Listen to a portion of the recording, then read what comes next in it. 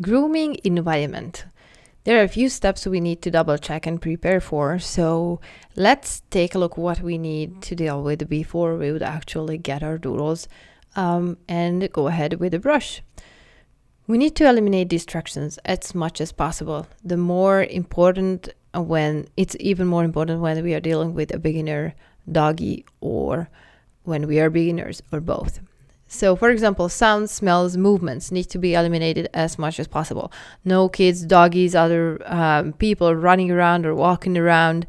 We want a calm and relaxed environment, preferably with closed doors, or the possibility to close doors in case you have multiple pets or kids running around.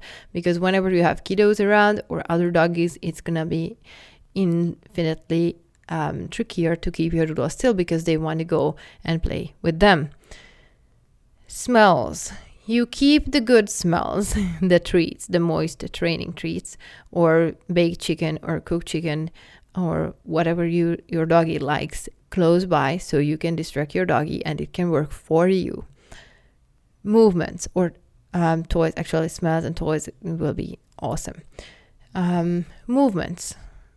You need to minimize movements, and whenever you do move, just we were talking about, we have a routine for that. So we keep an eye or a hand on the doggy and we ask the doggy for eye contact and we give a request, and then we make sure by our eyes that the doggy got it, and then we only move then, and we move slowly. Elevation. An average table will work, or maybe a small one for small doggies, but an average table will do it for you in case you don't want to invest in a grooming table. I highly recommend though, because in case you're going to be grooming your doggy, your back will thank you huge. It's going to be a bit of an investment, but absolutely does worth it. They move up and down, and it's a huge help for me. So this is one of my favorite stuff. My table is my sacred space, really. And having one with a non-slippery surface will give your doodle the confidence and the trust in the table that they're gonna work and stay there for you. Non-slippery surface to stand on.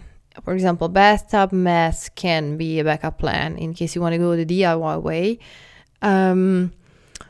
You can put it on a tabletop or just on the ground in case your doggy has a lot of hair around the paw pad, so they are having hard times standing steadily because their legs slide out, especially for elder doggies. This helps huge to stay safe. Or you can have them lay on their side. That's going to be very helpful as well. We need to work around the doggy's needs. Dedicated grooming area. I really like a specific room dedicated to grooming.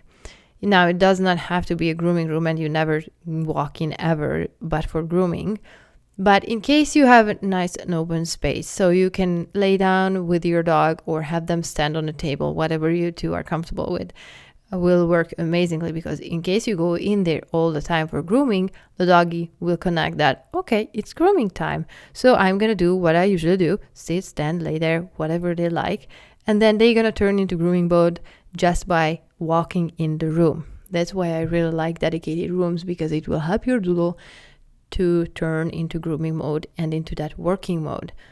For a working dog perspective, whenever they put their owners put the colors on them, they instantly turn into grooming mode. Or whenever they arrive at the field where they are doing nose work, then they're going to turn into grooming mode. When they arrive in the dog school where they do bite work, then they're going to turn into serious prey mode.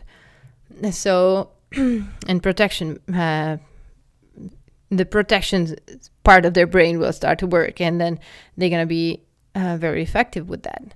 That's why dog schools have different gates for different situations. Like, at least back in the dog school I was training with, had this situation. Like, they were coming in from different gates for different reasons. Like in case it was bite work, then we use this gate. In case it was obedience, then we use this gate. And then when the doggy was ready to put everything together, then we were able to go in the main gate and do whatever we wanted to do.